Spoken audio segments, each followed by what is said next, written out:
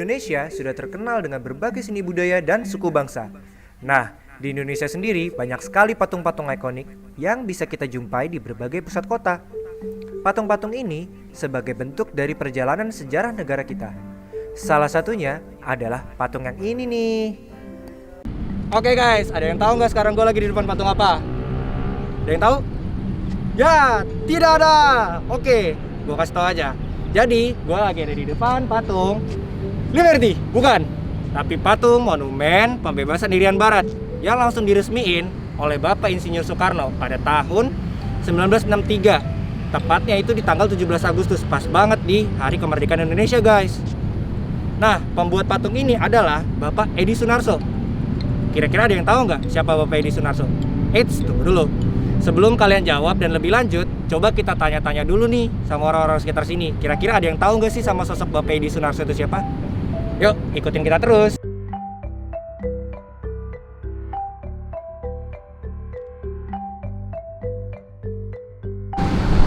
Wah, sepi banget guys. Kayak kuburan. Ya mungkin karena hari biasa juga dan lagi di AKB kayak gini, kayaknya makanya agak lebih sepi gitu sih. Kita cari-cari lagi nih. Nah, sekarang gue udah ada target nih, Om. Coba kita tanya-tanya ini sama orangnya. Sorry Mbak. Hai, sore. Iya, boleh tahu dengan Mbak siapa ini namanya? Oh, saya Risa. Oh, Mbak Risa. Ini kegiatannya lagi ngapain sekarang kira-kira Mbak? Oh, saya sih sore biasanya selalu jogging setiap sore, hampir setiap sore.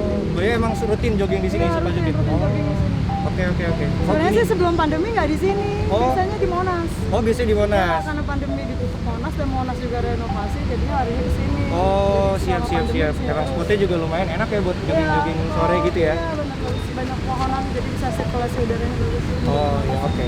Jadi gini Mbak, kita lagi pengen tanya-tanya nih tentang pengetahuan Mbak seputar sejarah yang ada di tempat ini. Sebelumnya Mbak ini pertama kali atau enggak sih? Enggak sih, nggak pertama kali kesini, dari sebelum ini direnov juga suka kesini. Oh, udah Nggak kesini juga? sebagus ini dan Oh, se- oke. kayak gitu. Ya, jadi saya bisa tanya nih ya tentang sejarah tempat ini kayak gimana ke Mbak? Nah, tapi nggak banyak-banyak sih katanya. Iya nggak apa-apa, oke. Nah, Mbak tahu nggak nama monumen yang ada di sana itu monumen apa? Nggak tahu gue malah. Nggak tahu? Nggak tahu gue. Oh, oke. Gimana tuh kalau gue nggak tahu? Nggak apa-apa, pertanyaan kedua nih. Ah, Mbak kira-kira tahu nggak siapa yang ngebuat patung yang ada di sana? itu bodoh ya. Enggak apa-apa kayak itu. Thank you banget buat waktunya Mbak ya. Lagi yuk, ada nggak sih orang-orang di sekitar sini yang bisa kita wawancarain? Kaget ya? Ternyata tuh sekitaran sini tuh belum ada orang-orang yang ngerti banget tentang tempat-tempat kayak gini gitu, sejarah-sejarah kayak gini. Mungkin kita agak ke depan kali ya, kita bakal nemuin orang-orang lagi yuk. Nah, ini ada lagi nih satu orang yang bisa kita tanya-tanyain tentang tempat ini. Yuk langsung kita tanyain aja.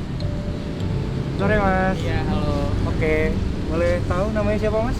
Oh, Rian. Oke, Mas Rian. Ini jadi saya di sini pengen tanya-tanya tentang pengetahuan sejarah Mas tentang si monumen ini yang ada di belakang saya ini.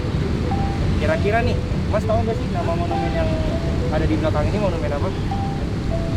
Waduh, kalau itu kurang tahu Mas. Oh, masih kurang tahu. Oke. Taunya cuma ini lapangan banteng. Oh, taunya ini cuma lapangan banteng doang. Iya. Oke. Berarti Mas kira-kira tahu nggak siapa yang ngebuat si patung itu? Kurang tahu. Kurang tahu juga. Oke. Oke Mas, kalau gitu thank you atas waktunya. Oke. Selamat Ya. beraktivitas lagi di sini Mas ya. Iya. Oke. Lanjut lagi guys.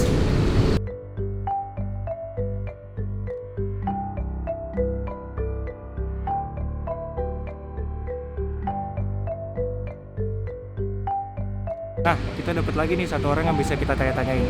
Coba kita tanya-tanyain tentang sejarah tempat ini. Nah, kita dari sana tuh.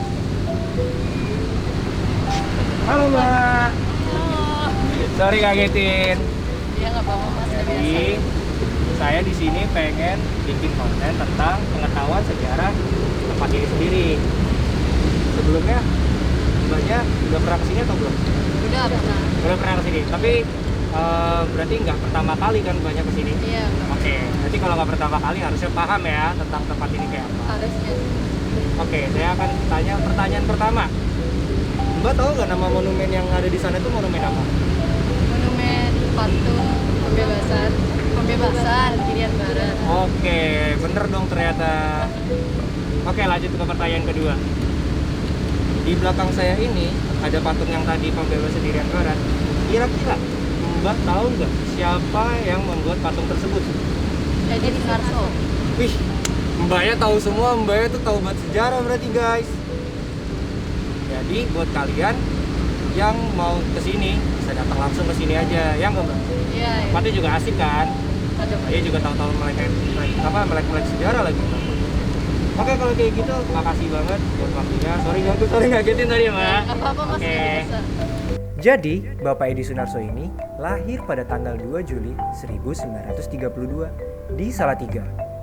Bapak Edi juga dikenal melalui berbagai karya legendarisnya seperti patung Selamat Datang yang terletak di Bundaran Hotel Indonesia dan juga patung Dirgantara atau yang biasa lebih kita kenal sebagai patung Pancoran yang berada di bilangan Pancoran Jakarta. Ada kesamaan nih dari ketiga patung tadi. Kalau kita lihat, mereka mempunyai otot-otot yang kekar serta menjembul. Kemungkinan besar itu menggambarkan sosok manusia kuat untuk menyuarakan semangat kebangsaan pada awal kemerdekaan Indonesia. Ya walaupun kalau kita lihat dari sisi anatomi tubuh itu gak mirip banget ya sama yang aslinya. Tapi kalau dalam seni lukis itu bisa disamakan dengan teknik brush stroke yang tegas serta terang. Patung tersebut digagas Soekarno sebagai karya publik yang bisa dinikmati semua orang. Dia ingin masyarakat Indonesia punya karya seni monumental seperti yang ada di negara-negara Eropa, terutama negara Eropa Timur seperti Rusia yang punya kedekatan tersendiri dengannya. Meski dibuat oleh Sunarso, sketsa patung tersebut dibuat oleh seniman Henk Ngantung yang juga dekat dengan Bung Karno. Rantai yang terputus pada tangan dan kakinya digambarkan sebagai lambang terputusnya kekuasaan Belanda atas wilayah tersebut. Dalam pembangunan monumen-monumen besar di Jakarta, Soekarno memang sering berkolaborasi dengan beberapa seniman dan arsitek sekaligus. Lapangan Banteng tersendiri didesain oleh arsitek Friedrich Silaban. Para seniman dan arsitek saling bekerja sama mendukung visinya Soekarno.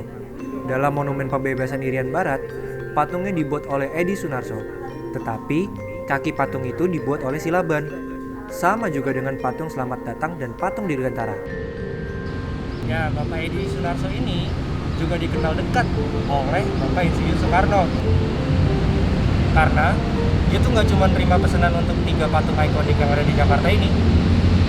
Beliau juga dipercaya untuk membuat diorama sejarah Indonesia yang sekarang itu kita bisa lihat di Museum Nasional Indonesia atau kita biasa kenal dengan kata Monas. Kalian tahu Monas di mana? Tuh di sana tuh. Jadi pada waktu itu Sunarso sempat menolak untuk memenuhi permintaan pembuatan diorama karena beliau merasa tidak cukup piawai untuk membuat diorama. Namun, Soekarno langsung mengirimnya ke Rusia untuk belajar tentang teknik membuat diorama. Kedekatan Soekarno dengan para seniman memang seperti itu. Dia tidak segan mengeluarkan banyak biaya untuk memajukan para seniman. Ini adalah salah satu dari sejarah bangsa Indonesia yang harus selalu kita ingat. Generasi kita harus lebih peduli dengan nilai-nilai bangsa Indonesia itu sendiri serta sejarah yang ada di bangsa Indonesia ini sendiri. Kalau bukan kita, siapa lagi? Dan kalau bukan sekarang, kapan lagi? Oke? Jangan lupa subscribe, gue pengen naik gaji.